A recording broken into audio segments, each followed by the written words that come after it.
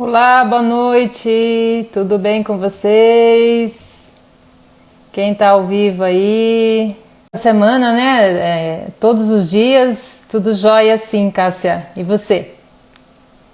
Eu coloquei várias coisas na internet, né? Falando no ressignificar, falando na importância que a gente tem que ter em relação à nossa mente, né?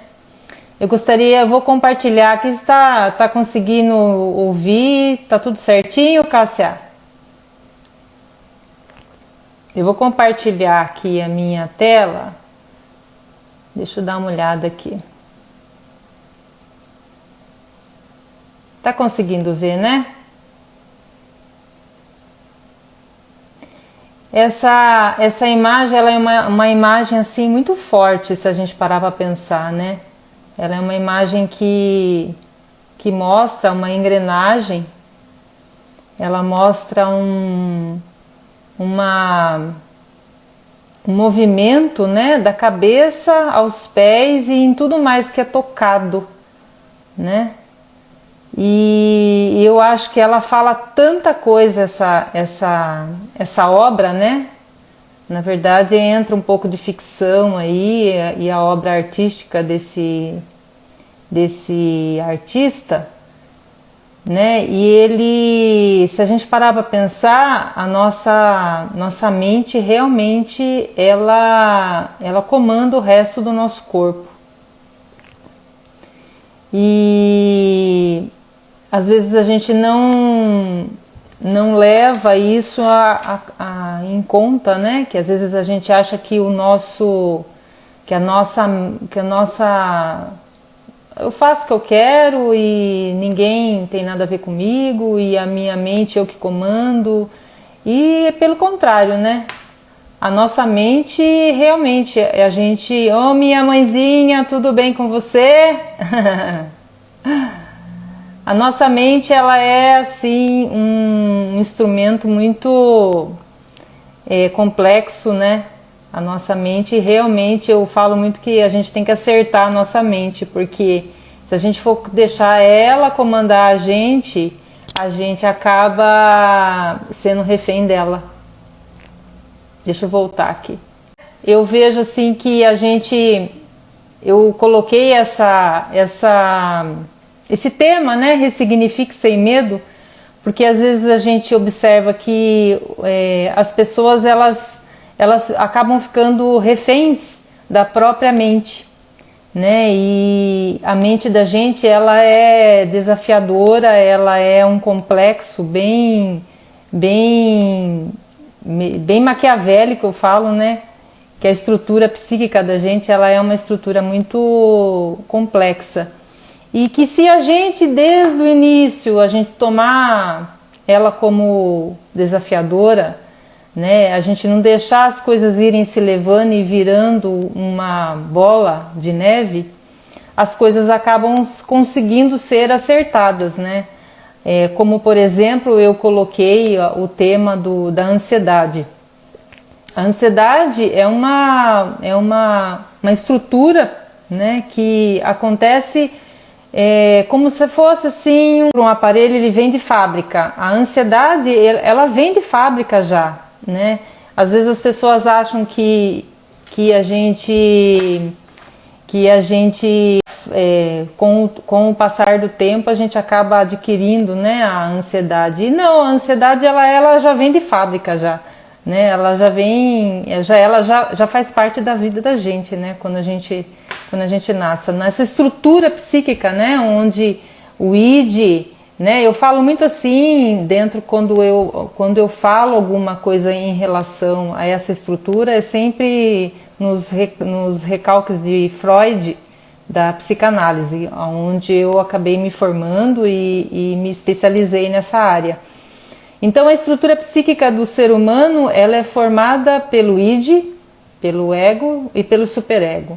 Quem veio primeiro, né? Quem veio primeiro foi o id. O id é uma pulsão, né? Como assim Freud muito bem elencou, uma pulsão de vida ou de morte, né?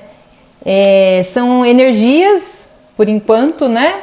que foram se somando e foram, assim que houve a concepção humana, começou a se formar essa energia, e essa energia, com o desenvolvimento da criança, ela foi tomando forma nessa psique humana da gente. E aí o que acontece? Com o relacionamento da criança em relação ao bebê, né, em relação ao externo, a mãe, o pai, né, e todos os envoltos, né, após o nascimento dessa criança, vai se formando o ego, né? Então o ego é formado pela convivência, pelas experiências que essa criança está tendo com o externo. De primeiro momento é com a mãe, né? Eu lembro quando eu fazia o curso, o tempo todo o professor falava: a culpa é da mãe. Ah, minha mãe está ao vivo aí também, ela vai, né? Mãe, não é sua culpa não, tá, mãe? Mas a grande, tipo assim, a responsabilidade de uma criança, de um ser, você, é feita sim, e ela é inclusive e pontual pela mãe, né? Então, se a mãe ela dá atenção suficientemente, né? A mãe suficientemente boa ou a mãe insuficientemente boa, né? E a criança ela entende pela subjetividade dela, né? Que ela está vivendo ali em cima daquelas pulsões que eu falei do id, né? E ela vai somatizando tudo isso. Então, se de repente essa mãe, quando logo no início, né, da vida da criança, a primeira coisa que a criança faz é o quê? O choro. O choro é um mecanismo assim que ela tem como a extensão do corpo dela. Ela chorou, a mãe já vem. Ela chorou, a mãe já veio trocar. Ela chorou, a mãe já veio trazer o mamá. E é assim mesmo que acontece, né? Então ela acha que a mãe é ela. Ela não acha que a mãe é uma outra pessoa. Não, a mãe faz parte do corpo dela. E até então, logo, né, quando a gente tem a criancinha, quando a gente tem um bebezinho, realmente a gente não deixa a criança parar, né? A gente não deixa a criança chorar. Qualquer coisinha a gente já vai estar lá do ladinho. Então, isso fortalece mais ainda essa razão que ela tem como certa, como sendo a mãe uma sequência do seu corpo, né? Com o tempo, né, a mãe, ela chora, a mãe demora um pouquinho, né? Ou a mãe está no banheiro, ou a mãe está fazendo a comida, ou a mãe tem outros afazeres e ela não vem tão prontamente porque ela sabe que a criança está bem acomodada, está bem alimentada. E aí isso vai ocasionando o que nessa criança, né? Vai ocasionando o que? Vai ocasionando um trauma. Um dos primeiros traumas que é ocasionado no psique do ser humano é exatamente quando a criança chora e a mãe não vem de imediato atender essa criança, né? Então aí ela começa a sentir a pulsão de morte, né? Não falei da pulsão de vida e a pulsão de morte? É uma das pulsões que essa criança vai internalizar. E tudo isso daí vai gerando um acúmulo que vai indo para o inconsciente desde pequenininho. E aí às vezes a gente para pensar assim, falar, mas do que é feito o inconsciente? Eu vou voltar aqui a tela, vou mostrar para vocês aqui. O inconsciente nosso, dá uma olhadinha. Tá dando para ver, gente? Essa pedacinho aqui, olha, é apenas 10% de consciente. Pré-consciente é só essa tirinha. E o nosso inconsciente, de tudo que a gente guarda, do nascer da nossa concepção até o dia da nossa morte, é isso daí. Então é um complexo muito grande, né? Alma em grego, né? Psique, alma. algumas pessoas falam que é o nosso psique. Oi, Paty, tudo bem? Eu vejo que a gente deveria... Eu coloquei esses dias no Instagram uma enquete, né? Como que anda aí o seu... as armadilhas da mente. E aí eu coloquei algumas armadilhas que são nada mais, nada menos, né? Que é um mecanismo de defesa. Joia, Paty. É um mecanismo de defesa. Todas as armadilhas que praticamente acontecem na vida da gente são uma defesa, né? Como a ansiedade é uma defesa, né? Uma defesa inata já do nosso corpo, da nossa mente. A ansiedade é quando essa criança está em contato com a mãe e logo na sequência, depois de um tempo, ela começa a desenvolver o quê? Os interditos do pai, aonde entra a figura paterna. E esses interditos, né, não só da figura paterna, mas assim, de todo um contexto de religião, de todo um contexto familiar, logo na sequência escola, cultura, são contextos assim que vão colocar uma regra para essa criança, vão colocar uma postura de stop para ela. E é onde nasce o superego. O superego nasce dessa estrutura, né? Que eu tenho o id, que era inato ainda, que era apenas uma pulsão.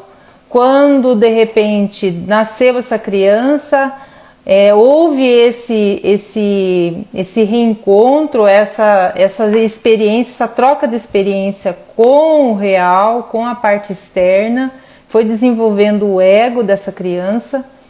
E logo na sequência, com o interdito, acontece o superego. Então, a ansiedade, ela provém desse superego que é introjetado na criança. A criança, ela introjeta o superego, geralmente, né, ou do pai ou da mãe, que faz essa posição de interdito. E o que acontece? É a nossa ansiedade introjetada. Então, sempre quando eu vou fazer alguma coisa e eu escuto aquela vozinha, você não devia fazer isso, olha, tá errado, hein? É justamente esse interdito lá no comecinho, fazendo jus, né? Para que a gente possa ter uma certa coerência naquilo que a gente vai fazer, ou uma certa regra, né?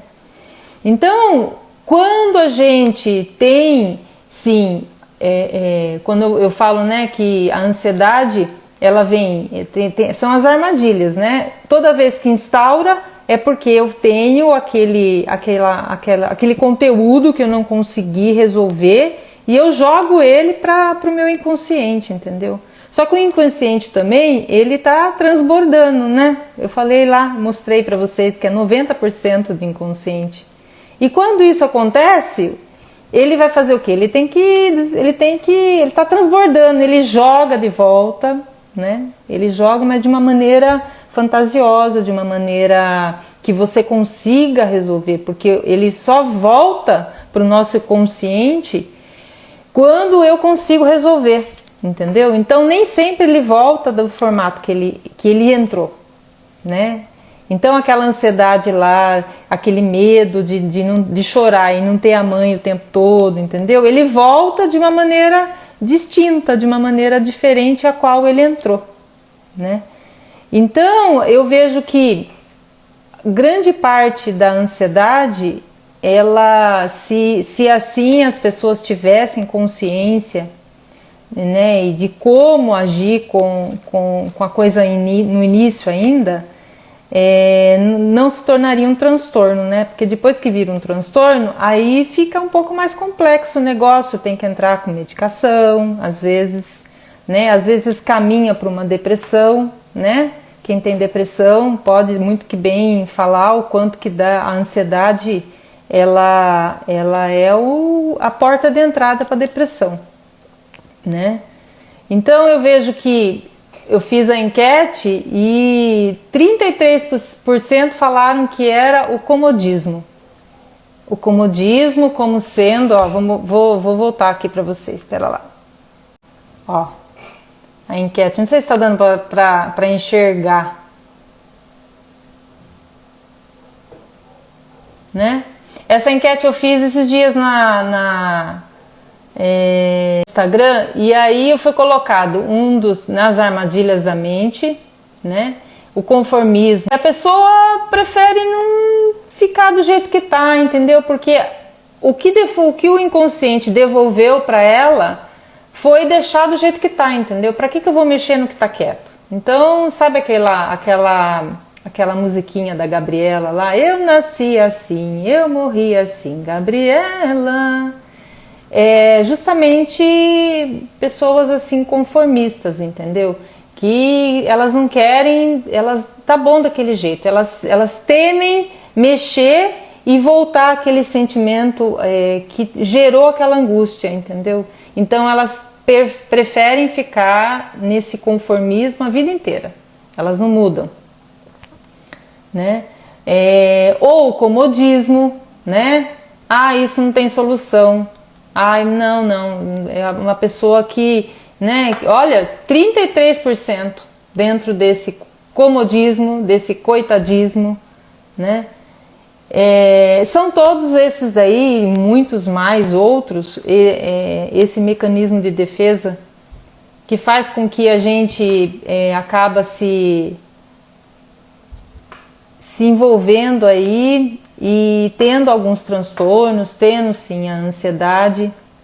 Eu vejo que a ansiedade, eu estou projetando aqui, é porque eu não consegui compartilhar, gente, mas eu gostaria muito de ter colocado aqui. Mas infelizmente, eu até coloquei aqui, quem sabe aquela expressão, no fio do bigode, né? É um superego muito tirano aí, né? Que recebeu do interdito dos pais, né? Então é aquela pessoa muito rígida que para ela não tem jeito, entendeu? Eu não sei fazer, tem que ser desse jeito, se não for assim não tem como, né? Então são os tipos de personalidade aí com um superego super rígido, né? Algumas características. A ansiedade, ela sinaliza o quê? Ela sinaliza um perigo iminente, né? O papel da ansiedade é esse, fazer com que você tenha um perigo iminente e que você se proteja dele, né? Assim como está aqui, ó. Um perigo iminente. E aí o que acontece? Às vezes a gente acaba, né? Como eu falei, nesse mecanismo de defesa, às vezes o inconsciente ele não entende que tem coisa que não tem o porquê de dar ansiedade. Como, por exemplo, eu tenho que falar com um chefe meu e eu começo a ter essa ansiedade, eu começo ter a transpiração, eu começo a tremer, eu não tenho controle, eu não consigo ficar. Por quê? Porque essa ansiedade ela é descarregada no momento, todas as vezes que você tem que passar por alguma coisa, tem que passar por alguma coisa difícil, ela desencadeia como um perigo iminente, como um perigo de morte, e aí ela desencadeia tudo novamente e tudo novamente. Então, às vezes é falar com o chefe, às vezes ter uma postura mais rígida com o esposo ou com a esposa, coisas assim que não deveria ser motivo para eu ter ansiedade, né? Mas o inconsciente, o mecanismo de defesa, ele faz menção àquele trauma que ficou lá no inconsciente e que de forma figurativa ele jogou para o seu consciente para amenizar a situação dele lá, que está transbordando. Não sei se está dando, gente, para vocês pegarem aí, né?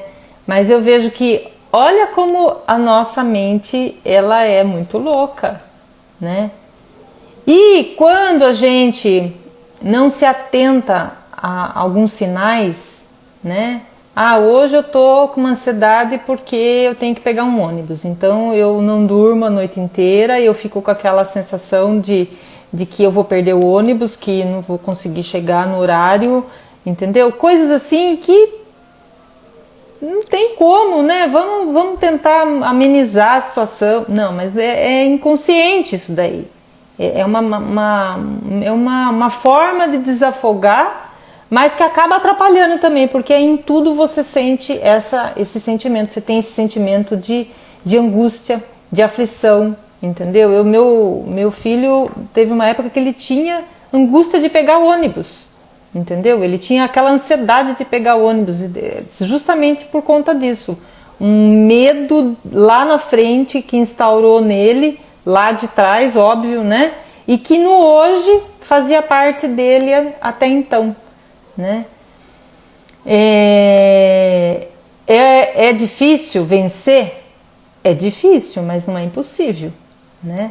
A gente tem sim que, eu sempre falo que a gente tem que desafiar a nossa mente, trazer, né, a nossa consciência, assim, quando instaurar essa ansiedade, que ela começa branda e ela vai se agravando, se assim você vai se permitindo, ela vai se agravando, a ponto que ela acaba tomando conta de você, né? Você se desafiar essa mente, né? O que pegar um ônibus vai fazer? Ele está correndo risco de vida? Eu estou correndo risco de vida? Entendeu? Se vai acontecer um acidente, isso não cabe a nós, né? Querer descobrir o futuro, né? Então mandar essas informações para a mente, para que ela possa entender que isso não vai gerar nenhum perigo iminente para ela pegar um ônibus. Tem gente que tem medo de barata. Eu mesma tinha muito medo de barata, né?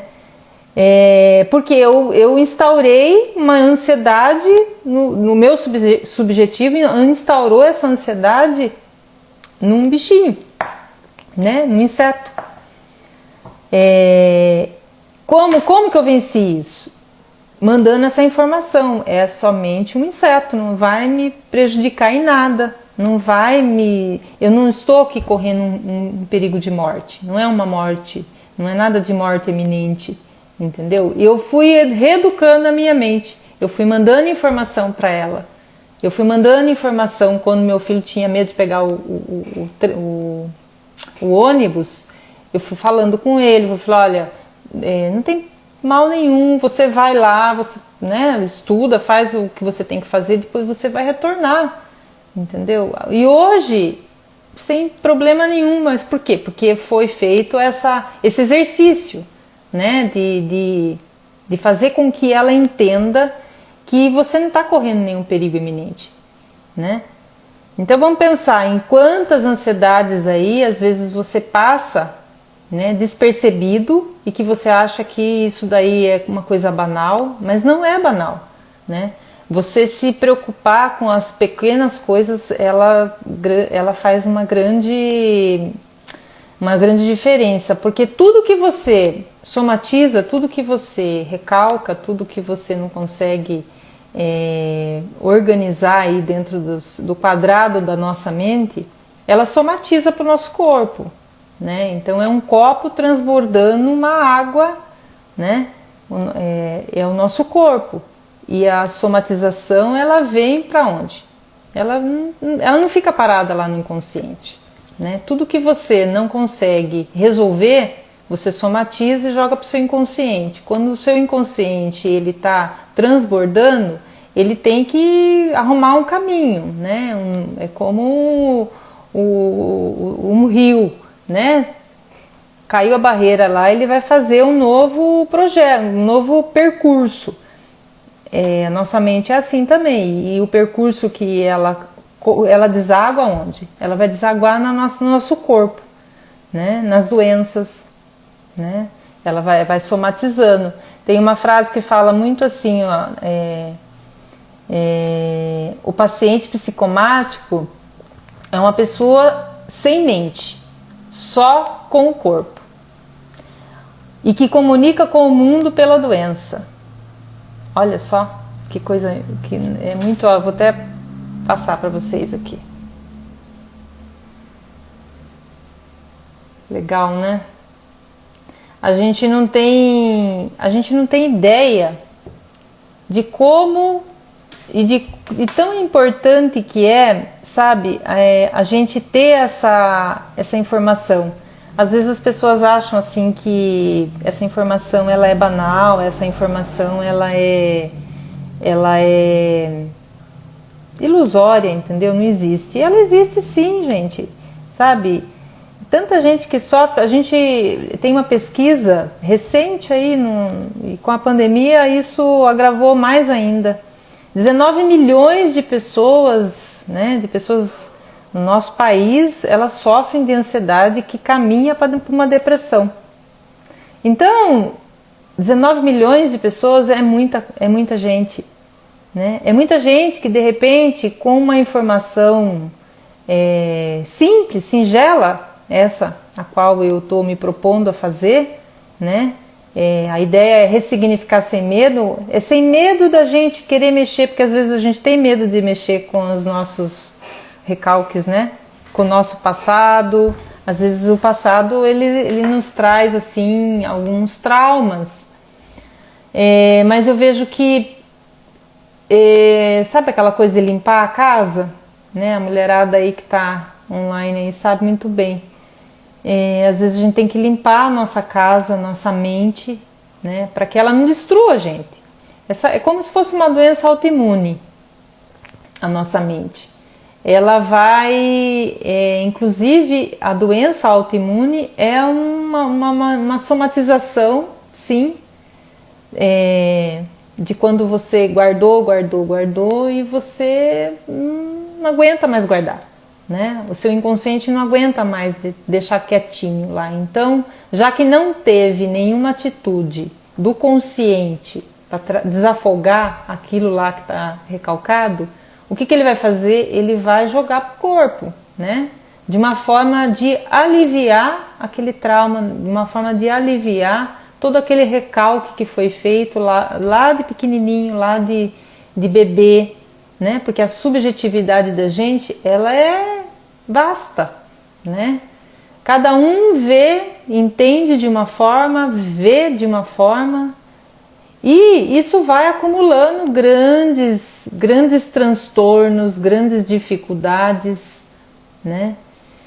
Que se as pessoas tivessem essa consciência, olha, grande parte, esse número não estaria tão grande, 19 milhões de pessoas com ansiedade. Tem essa frase também que eu gosto muito dele, ó.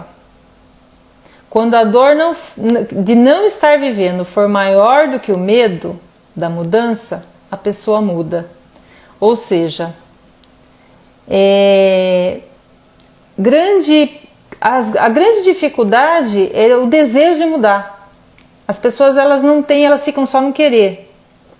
Eu quero mudar, eu quero ter essa postura mais forte, eu não quero sofrer com essa ansiedade que me impede às vezes de ter o convívio social, né? De ter de repente uma oportunidade de emprego melhor, de ter um relacionamento melhor, né? Agora, o medo faz muito que eu fique no meu mesmice, nas minhas mesmice, né? No meu comodismo lá da Maria Gabriela, eu nasci assim, eu nasci assim, eu vivi assim, e é assim que vai ficar, né? Então, quando a gente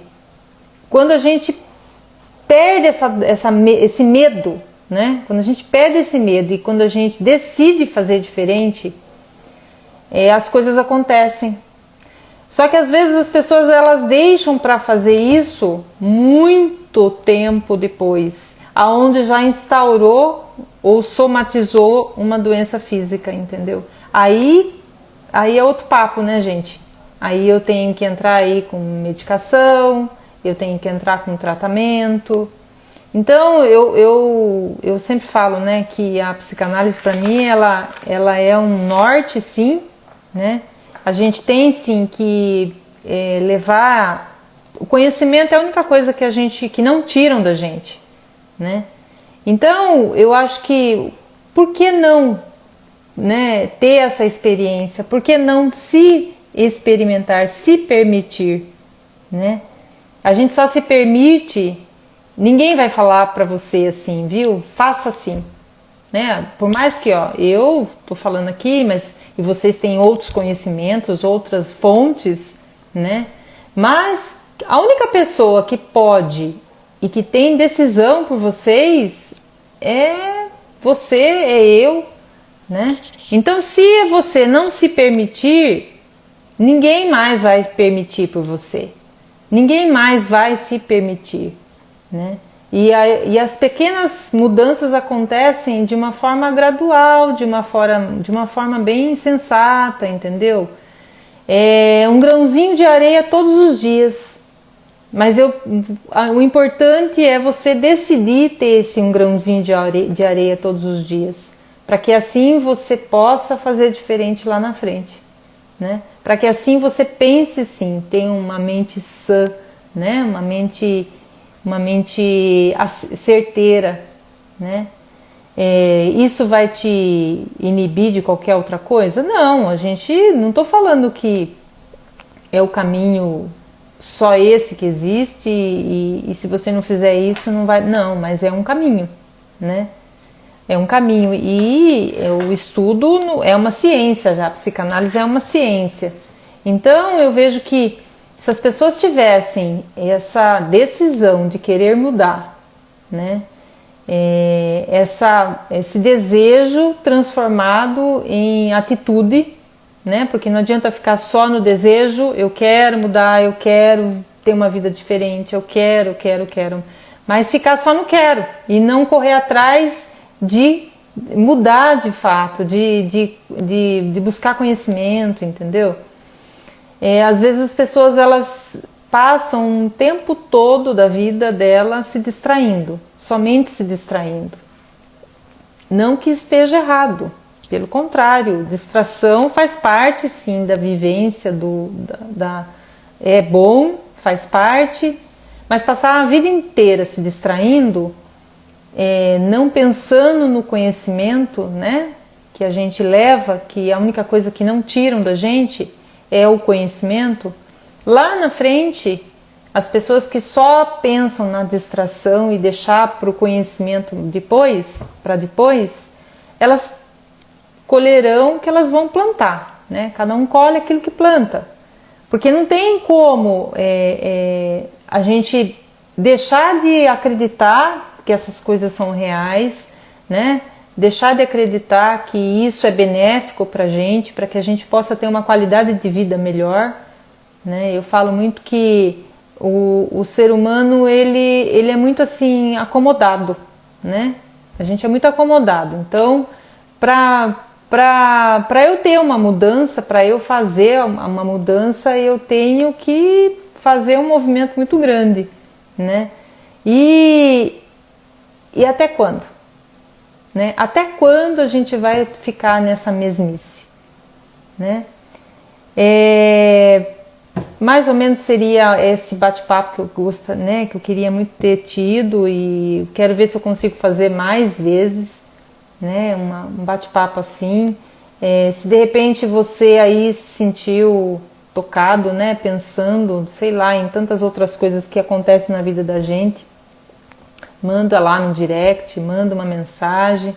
Quem sabe a gente vai, né, colocando em pauta, né, dificuldades assim que não que vá substituir um cuidado, né, de um profissional, de um terapeuta no dia a dia, mas eu acho que é uma troca de experiências, eu acho que é muito válida para a vida da gente, né? Principalmente no momento que a gente se encontra, né? Coisas assim que estão acontecendo, vão acontecer talvez, né?